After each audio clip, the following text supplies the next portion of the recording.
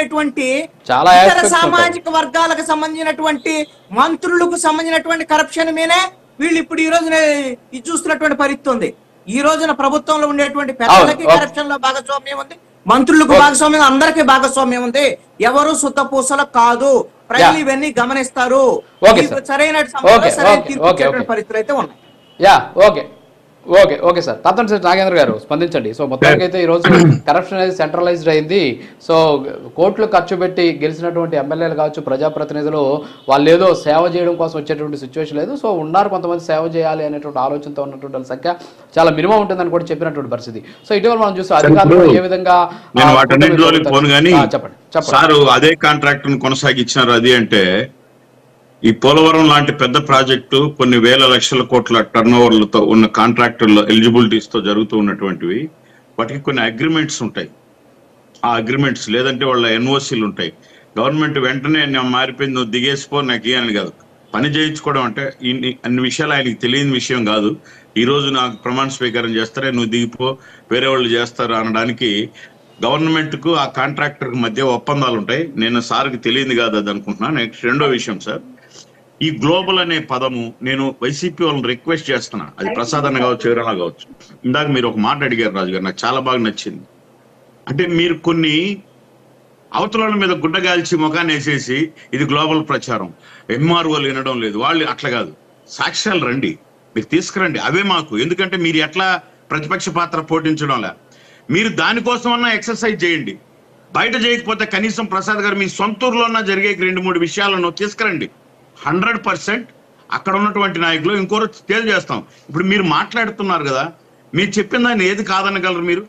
చెవిరెడ్డి భాస్కర్ రెడ్డి అనే వ్యక్తి తన అనుచరులతో ఎయిర్పోర్ట్కి వెళ్ళి తనతో పాటు అందరినీ అనుమతించాలి. ఏం సార్ అది ఒక సెంట్రల్ గవర్నమెంట్ కాదా? ఎయిర్పోర్ట్ అనేది భద్రతా వలయం ఉండాలి కదా. ఆడ నిన్ను ఎమ్మెల్యేగా నువ్వు వెళ్ళండి, నా అనుచరులంతా అలో చేయి. ఇప్పుడు నేను వస్తున్నారు, నేను జగన్మోహన్ రెడ్డి, నేను వాళ్ళ స్వాగతం, వీళ్ళంతా బలకాలి అంటే ఆ నామ్స్ పాటించకుండా 40 మంది 50 మంది పోతే ఆ అధికారి అడ్డుకుంటే మిందబడి కొట్టలేదా? ఇప్పటికీ ఆ కేసు లేదా? అంటే వాళ్ళు అడుగుతున్నారు కాబట్టి చెప్తున్నా నేను. విజయసాయి రెడ్డి ఈయన వైజాగ్ పోయి పంచుకొని చెవిరెడ్డి కాదు పెద్దిరెడ్డి మిథున్ రెడ్డి ఆల్సో చెవిరెడ్డి మీకు తెలియదు. మిథున్ రెడ్డి కంటే ముందు చెవిరెడ్డి మీద కూడా తిరుపతి ఎయిర్పోర్ట్ లో కేసు ఉంది, మిథున్ రెడ్డి మీద ఉంది. రెండోది విజయసాయి రెడ్డి సాక్షాత్తు కళాశాలలో మీ దాంట్లో ఏదో సర్వే ఒకటి తెప్పించుకొని 200 నుంచి 300 ఎకరాల ఎంక్రోచ్మెంట్ ఉంది అని స్వయంగా ఆ కళాశాలల యజమానికి సగం మీరు ఉంచుకొని సగం మాకు వదిలేయండి అని చెప్పి మాట వాస్తవం కదా. అంటే ఇవన్నీ అక్కడ స్థానిక ప్రజలు వెళ్ళండి, మీరు వెళ్ళి ఇది నిజమే ఇది కాదు అంటే ఎస్ మేము మా తప్పును ఒప్పుకుంటాం. నేనేమంటున్నానంటే ప్రసాద్ గారు కూడా ఊరికే గ్లోబల్ ప్రచారం అన్ని జరిగిపోతున్నాయి అనకుండా మీరు రండి.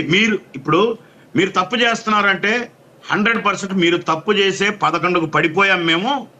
మీరు కూడా ఇటువంటి తప్పు చేస్తే మీరు కూడా మళ్ళా 11 కాదు 1కి 2 పడిపోతారని మీరు అనండి, మేము తీసుకుంటాం. అంతేగాని మీరు ఏమాత్రం ప్రతిపక్ష బాధ్యత వహించకుండా సార్ ఒక 1 మినిట్, మీరు చాలా అడిగారు, ఆయన టీచర్స్ గురించి బాధపడ్డాడు. ఆయన అంటే గురువు లాంటి తల్లి తండ్రి గురువు దైవం, ఆ దైవం లాంటి టీచర్స్ ని బ్రాంచ్ షాపులు కాడ పెట్టారు సార్. మీరు మర్చిపోయారు అప్పుడే. అలా అంటే చాలా విషయాలు ఆయన ఫీల్ అయిపోతున్నాడు. అలాగే జగన్ గారి మీద పడి ఏడుస్తారు. ఎవరు సార్ ఏడుస్తున్నారు? జగన్ గారి మీద పడి ఎవరు ఏడుస్తున్నారు? ఆయనే ఏడుస్తున్నాడు బోరు అని. నేనేం చేయలేకపోయినా నా పరిస్థితి ఏంది అని చెప్పి ఆయనకి నవ్వో ఏడుపో తెలియకుండా ఏడుస్తున్నాడు. మేమెందుకు ఏడుస్తాం సార్? రాజ్యాంగాన్ని వికటించాం. సాక్షాత్తు వైఎస్ అవినాష్ రెడ్డి ఏం సార్ కర్నూలులో ఎటువంటి దౌర్జన్యం, ఒక ప్రభుత్వం ఉంటే ఎట చేయొచ్చు చూడు సార్. కొన్ని 100 మంది పోలీసులు సంస్థలు సిబిఐ అన్ని వస్తే 3000 మంది గూండాలను వేసుకొని ఎలా తీసుకుపోతారో తీసుకుపోండి అని ఒక ప్రభుత్వాన్ని ఛాలెంజ్ చేసింది సార్. ఒక పోలీసుల్ని మీ ప్రభుత్వం అండతో ఛాలెంజ్ చేసి ఆపినాడు. ఏం చేయలేని పరిస్థితి. అవసరమైతే దాన్ని నోటీసుగా మార్చుకొని ఇచ్చిపో. ఇవన్నీ సాక్ష్యాలు కాదా? ఒక సోషల్ మీడియాలో ఒక పార్లమెంటేరియన్ ఏ రోజు తన పార్లమెంటులో బుగ్గనిజాలు కానీ దేని గురించి కానీ మాట్లాడనట్టు ఒక గోరంట్ల మాధవ్ అనే ఎంపీ ఒక ఘోరమైన వీడియో బయటకు వస్తే అది ఆయనది కాదని ఒక మాటతో తప్పించుకొని ఈరోజు మళ్ళీ అటువంటి గోరంట్ల మాధవ్నే మీ తరపున అధికార ప్రతినిధిగా మాట్లాడతాడంట. ఇది కదా సార్ సిగ్గులేని విషయాలు ప్రసాద్ సార్. ఇవి కదా మీరు ఆలోచించాల్సింది, ఆయన ప్రపంచానికి ఏం చూపించాడు, ఆయన పార్లమెంటేరియన్ తనం, ఆయన ఎట్లా ఇప్పుడు వచ్చి మళ్ళీ మాట్లాడతాడు, అది కదా మీరు సిగ్గులేనితనంగా చూడాల్సింది. రెండోది, ఇక్కడ అంటే ఇలాంటి విషయాలన్నిటి మీద మీరు సాక్షాత్తు ఈ అవినాష్ ఇలా చెబితే 200 చెప్తాను. మీరు ఆయన గురించి చెప్తారు, ఎమ్మెల్సీ గురించి, లేదంటే ఒక దువ్వాడ శ్రీనివాస్ ఒక ఎమ్మెల్సీ బాధ్యతగా ఉండి, అంటే ఏదైనా కావచ్చు, తన ఇంట్లో ఉండాల్సినటువంటి గొడవలు అందరికీ ఉంటాయి, నీళ్ళలో ఉంటాయి, మైండ్లో ఉంటాయి, ఈదిలోకి తెచ్చి భార్య పిల్లలను తరిమేసి ఆయన ఆయన ఆయన ఆయన జరుగుతా ఆయన ఏ యువతకు ఆదర్శంగా నిలుస్తున్నాడు సార్? ఆయన అంటే అటువంటివన్నీ మాట్లాడితే వాళ్ళ వ్యక్తిగతం ఓకే కాదన్ను. ఆయన భాష విన్నారా మీరు?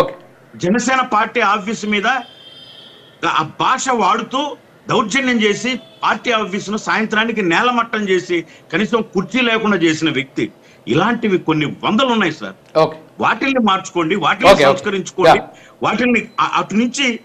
సార్ ఒక్క నిమిషం సార్ ప్లీజ్, 30 seconds మీరు లెట్ మీ ఫినిష్. వాళ్ళు మాట్లాడేశారు, నాకు చాలా ఉన్నాయి చెప్పండి.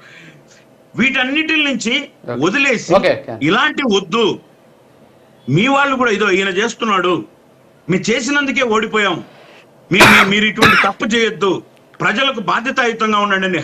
నో డౌట్ ప్రసాద్ గారిని నిలదీయమనండి, అది స్వీకరిస్తాం. కానీ ఊరికే మనం టీవీకి పిలిచారు, చర్చ అనేది ఎక్కడో ఒక చోట మారడానికి ఉపయోగపడాలి సార్.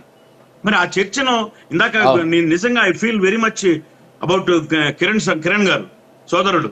అంటే ఆయన ఆవేశంగా చెప్తున్నాడు, అంటే మీరు మాట్లాడుతున్నారా, మీరు ప్రాక్టికల్ గా ఏం చేశారని మాట్లాడుతున్నారు. ఎందుకు రాస్తారు ఆవేశం, ఎందుకు మాట్లాడరు? అంటే మీరు మీ పార్టీ ప్రతినిధిగా వచ్చినప్పుడు ఎస్ ఒక మాట అనండి గొప్పగా, ఇటువంటి తప్పులు మేము చేస్తే మీకు ఆ 11 కూడా రావాలండి. మీరు బాధ్యతాయుతమైన ప్రతిపక్షంగా ప్రవర్తిస్తున్నారా? అంటే ఇక్కడ మాట్లాడితే ఇల్లీగల్ కదా సార్. మీరు శాసనసభ లాంటి దేవాలయంలో మీరు ఏదైతే అనుకుంటున్నారో విత్ ప్రూఫ్స్ తో వచ్చి నిలదీయండి, ప్రభుత్వానికి తెలుస్తాయి. నిజంగా ఎన్డీఏ గవర్నమెంట్ లో ఉన్నటువంటి మాకు కూడా ఒకవేళ అలాంటి తప్పులు జరుగుతుంటే మార్చడానికి మేము కూడా మారడానికి అవకాశాలు కదా సార్. అవన్నీ ఆ పని చేయకుండా ఊరికే వచ్చి రాజుగారు పిలిచారని చెప్పి అవన్నీ వాళ్ళు దొంగలు సార్, వాళ్ళు ఏం లేదు. ఏ సంఘటనలు కాదంటారు మీరు? అవినాష్ రెడ్డి సంఘటన కాదంటారా? చెవిరెడ్డి సంఘటన కాదంటారా? మిథున్ రెడ్డి సంఘటన కాదంటారా?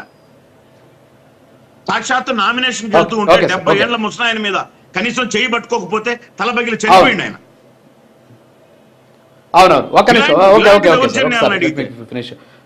అవునవును చాలా ఉన్నాయి. అదే అడుగుతున్నాం ప్రసాద్ గారు. ఏంటంటే ఇప్పుడు వాస్తవంగా మనకు ఒక కేస్ స్టడీస్ కావాలి, ఎందుకంటే ఒక చెప్పండి ప్రసాద్ గారికి వెళ్ళక ముందు సార్ నేను మాట్లాడి కంప్లీట్ చేశాను, కొన్ని విషయాలు చెప్తాను, ఆ తర్వాత ఒక్కసారి నేను కంప్లీట్ చేశాను, మీరు మాట్లాడండి సార్, నాకు అవకాశం లేదు.